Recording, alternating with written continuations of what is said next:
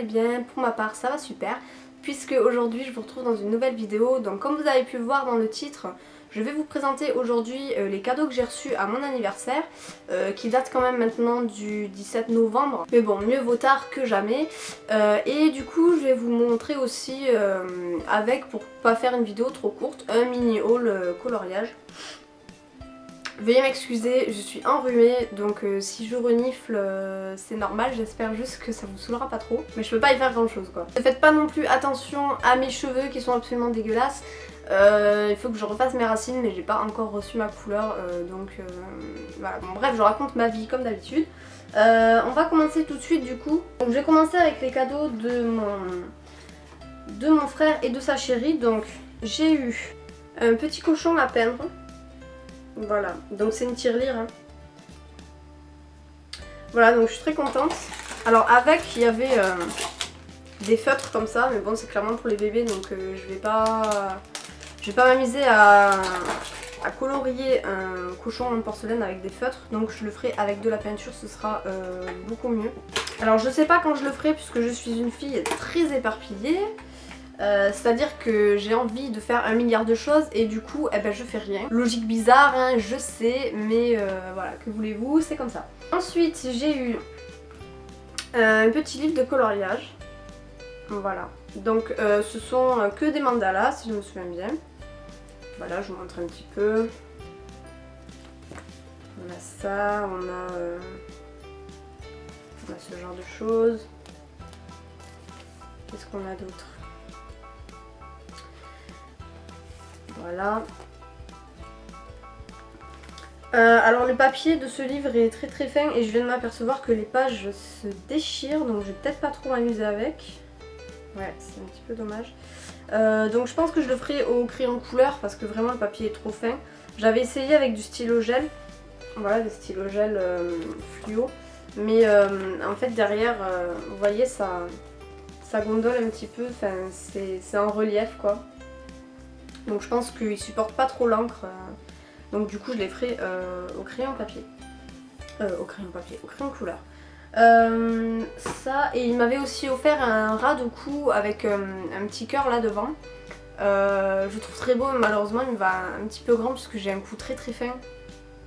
Moi pour m'offrir des bijoux c'est la catastrophe parce que les poignets c'est pareil, ils sont méga fins, je sais pas si vous allez voir. Voilà, j'ai les poignets très fins, les doigts c'est exactement la même chose. Je me souviens une fois j'étais allée, je m'étais renseignée pour m'acheter une bague puisque j'avais envie de bague puisque je n'en ai absolument pas.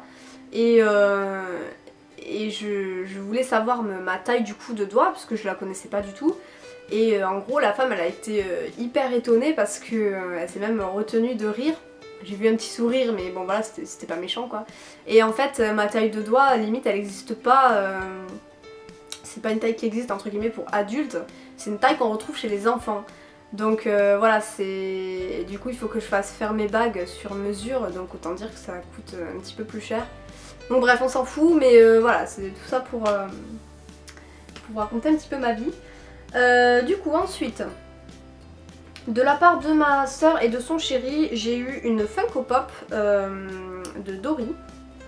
Du monde de Dory. Bon, elle est pas dedans là, c'est normal, je vais vous la montrer après pour que vous voyez mieux.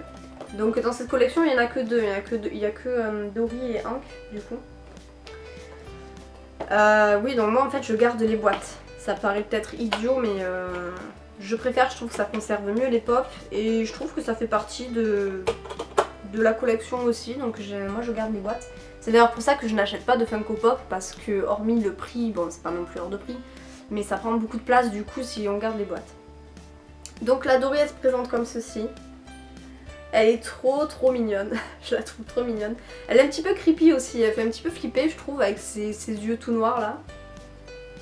Il me semble pas qu'elle ait les yeux tout noirs hein, normalement. Je crois qu'elle a les yeux jaunes Dory, je sais plus. Et donc voilà, donc je suis aussi une très grande fan de Disney du coup.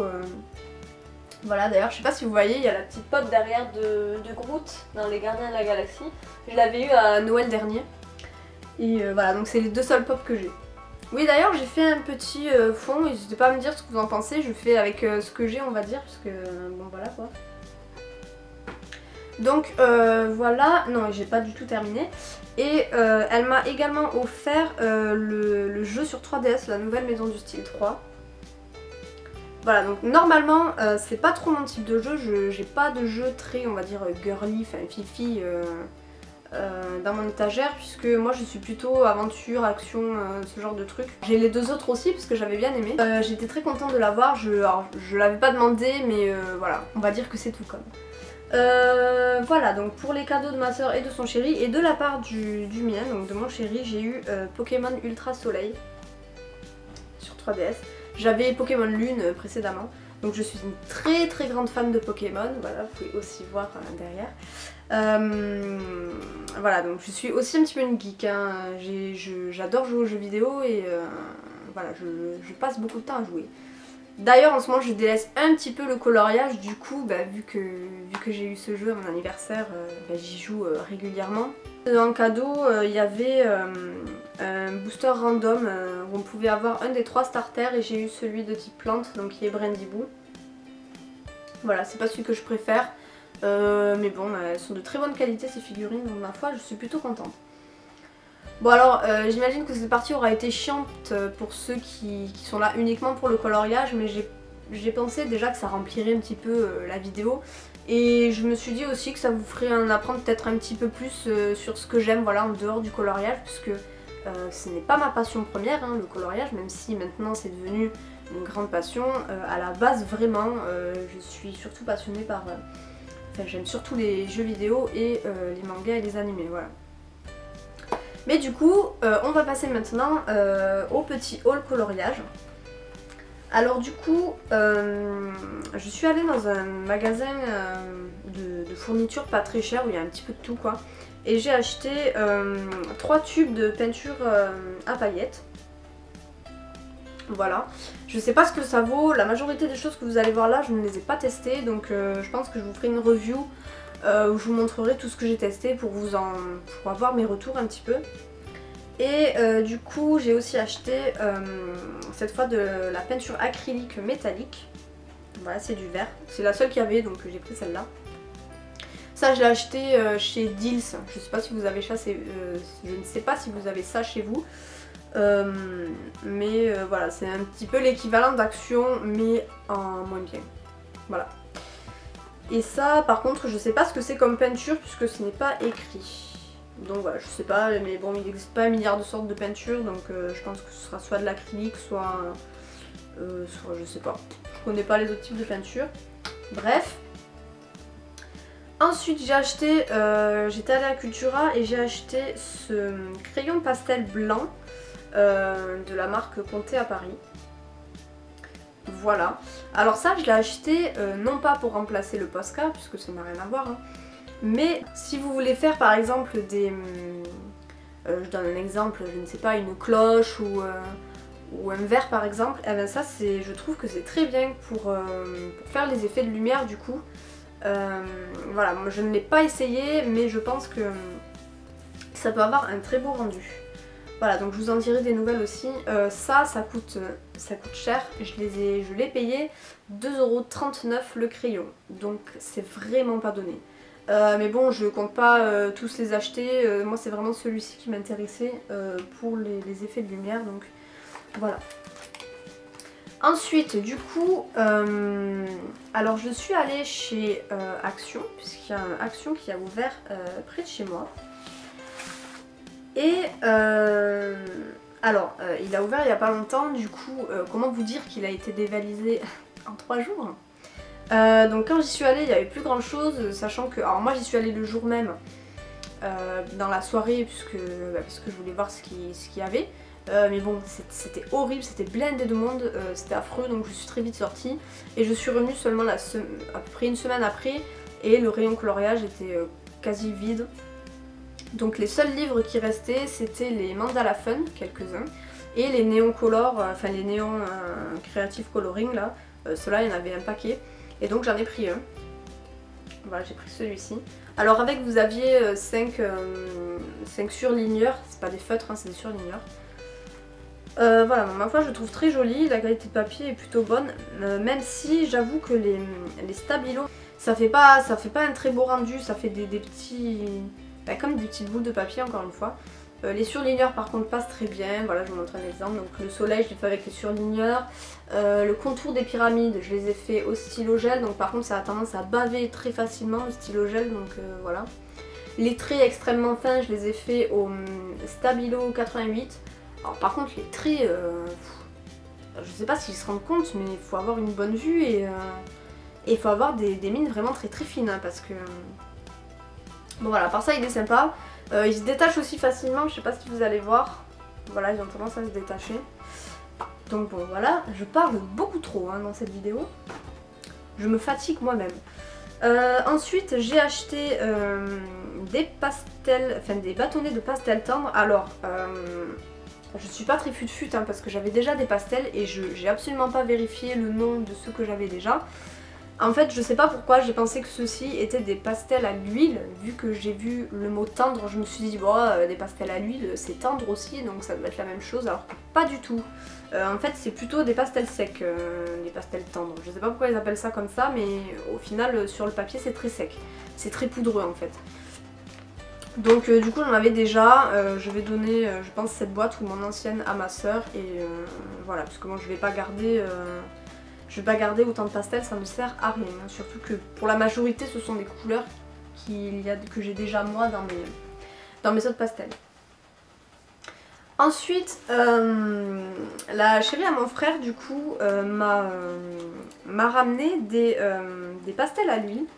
Donc j'en voulais parce que, après avoir essayé les pastels sèches et après avoir vu certains tutos au pastel à l'huile, j'ai trouvé ça trop beau, je me suis dit mon dieu il m'en faut absolument. Et il s'avère qu'elle en avait en stock dont elle ne se servait pas, donc elle m'a proposé de gentiment me les donner. Je vous mettrai le lien dans la barre d'infos ou dans le petit i, je ne sais pas, de sa page Facebook puisqu'elle dessine beaucoup.